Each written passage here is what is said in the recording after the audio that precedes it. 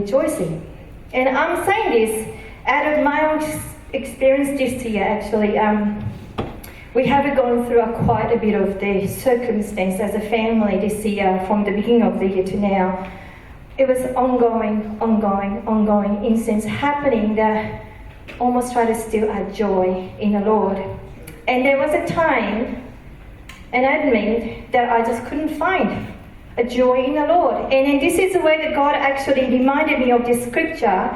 This is a scripture I spoke over so many different people myself. I prayed over people, but God encouraged me in times of difficulty that I can still find a joy in my sorrow, in my suffering, in my difficulty, just as the Apostle Paul did in this book. So I'm really praying, and I have been praying for all of us here, that may you be encouraged. If you have never gone through those times, praise God, and we'll pray for you, because Jesus said trouble will come in this world.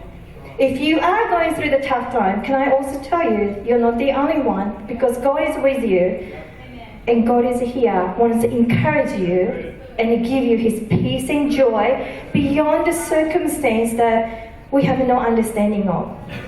So Psalm 88 actually sings about the times of the great difficulty. So Psalm 88, it says here, "The Lord, you are the God who saves me. Day and night I cry out to you. May my prayer come before you. Turn your ear to my cry. I am overwhelmed with troubles." And verse 6 said, "You have put me in the lowest pit, in the darkest depths." And verse 18 finishes off, says, "Darkness is my closest friend." There's a couple of Psalms, the Psalm 39 and Psalm 88 actually doesn't finish on praising God. It doesn't finish on happy ending. It actually finishes quite sad. Verse 18 says, "Darkness is my closest friend." And even say, "God, you put me there. You put me in the lowest pit." But God put this in the Bible.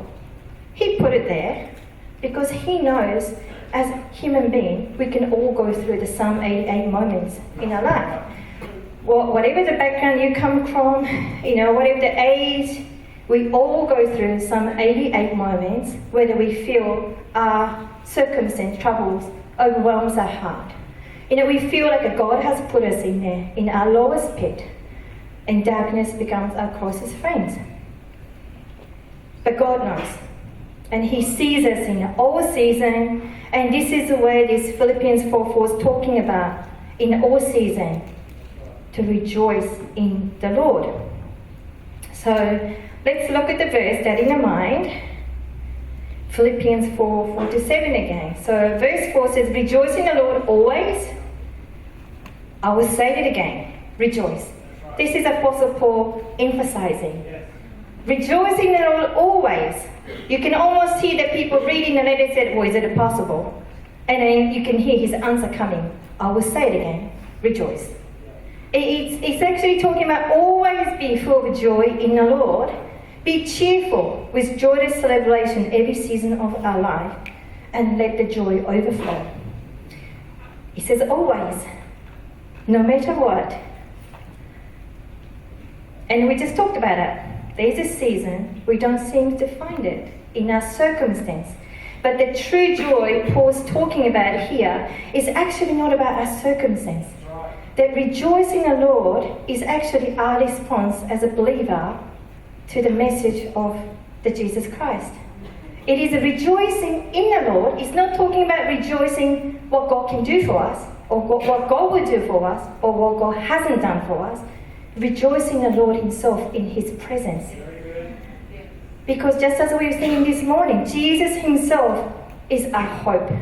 Jesus is our living hope. Jesus is our joy. If we rejoice in Jesus, and a circumstance really has no hold of us. And that's what Paul's saying from prison. He's in a prison, facing a danger, and that's what he's saying. He's not just saying, pretend it. Sometimes like we come to church, when we are going through something difficult,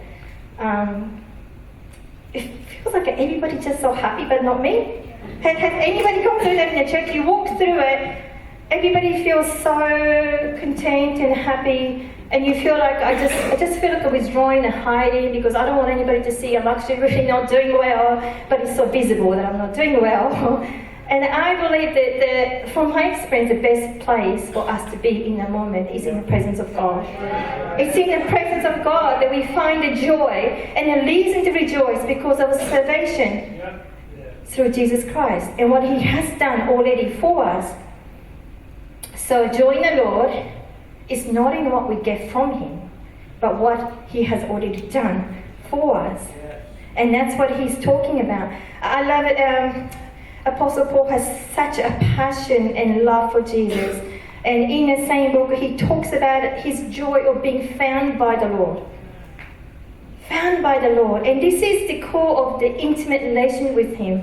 And a close relationship in any human being or with the Lord is to know someone, but also to be known by that person. It's two ways. And this is the relationship I think God desires with each and every one of us as His children. God wants us to be found by Him, even in a moment of the sorrow and suffering and difficulty, persecution, whatever we might be going through. Because joy, depending on circumstance, will always lead us to disappointment. It's superficial. If we start putting a joy in our circumstance, we'll be forever waiting for God to do something about our circumstance. But I don't read the Paul asking God, saying, God, I don't like this chain, release me, then I'll be joyful. Then I will rejoice you. That's not what he's saying. Doesn't matter if I'm in a chain or whatever's happening, even under the persecution, I will rejoice in the Lord because that is my response as a believer in the face of a difficulty. Because circumstances will change from time to time. And then we go through in our mind, my life's going to be so much easier if only I get this, I get that. Whether it's a dream job, could be a holiday that we dream about, or could be someone changing. Only if she all changes, my life will be perfect. That kind of joy is actually not the real joy. You know, it's based on the things, it's not solid. It's a temporary thing. And also when our joy is dependent on what God can give to us, that's also it's not healthy because I believe that our relationship with the Lord suffers. When we start doing it and coming to Jesus in a relationship, and the source of our joy is what He can do for me, after He's already done everything on the cross, I think our relationship with Him suffered. If you think about it, I don't think any of us like to have a friend or close relationship with someone only comes to you when they want something from you. Would anybody want to have a best friend like that? No.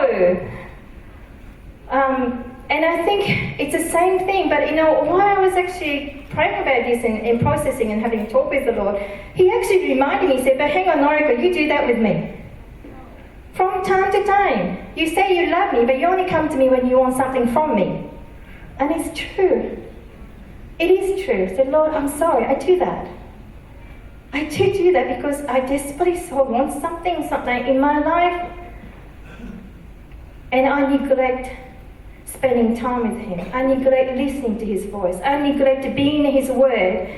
My focus and my source of joy become what He can give to me other than Jesus Himself. And God just really taken me in a process in my difficult times that, you know what matter really is your love for me.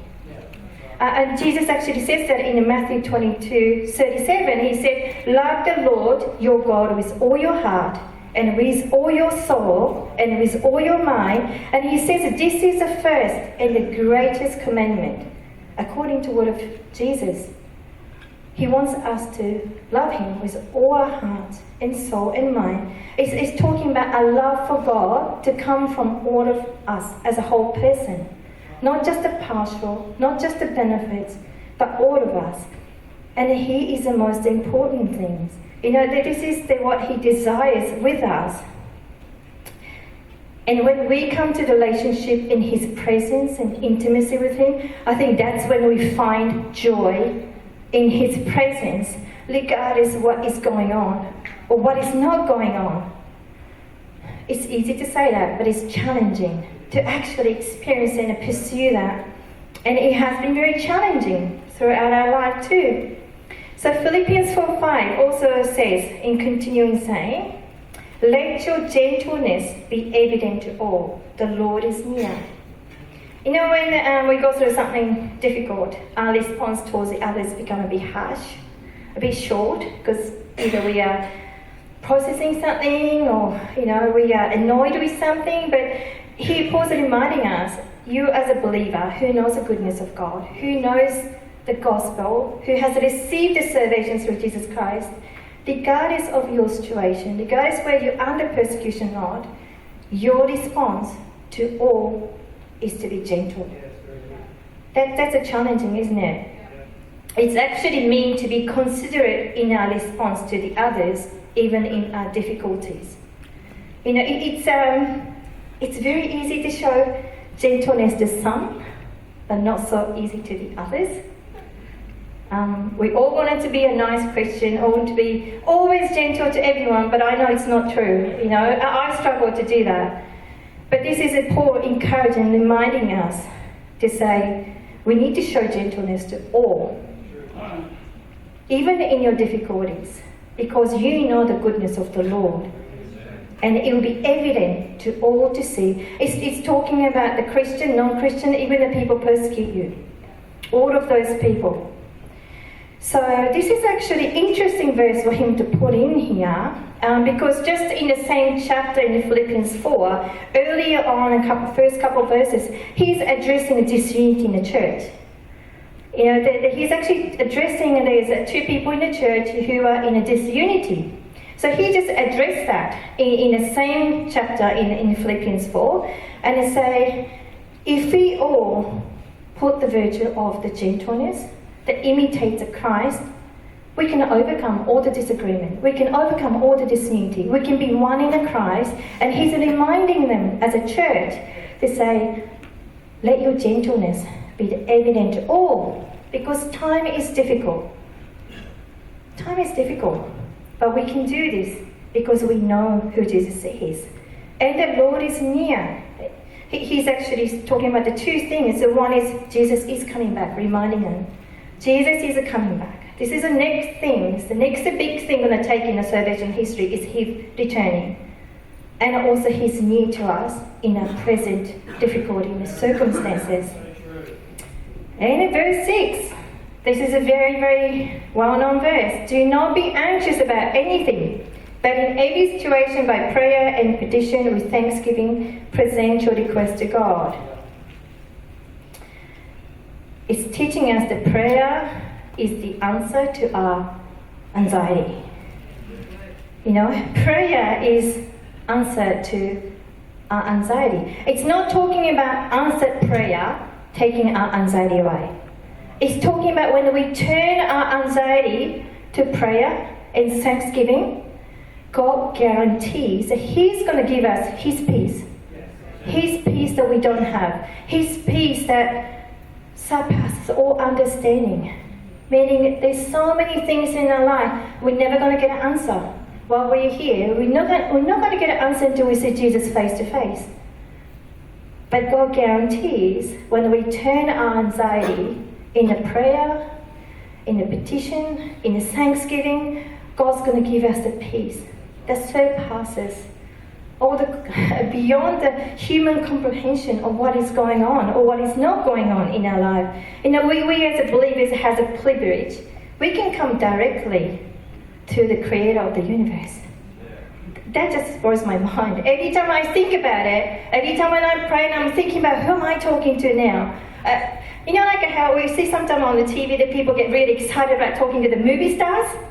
You know, they bump into the movie stars in cafes or, and then they put on the Instagrams and all that. This is nothing compared to that. We can talk to directly to the Creator of the universe.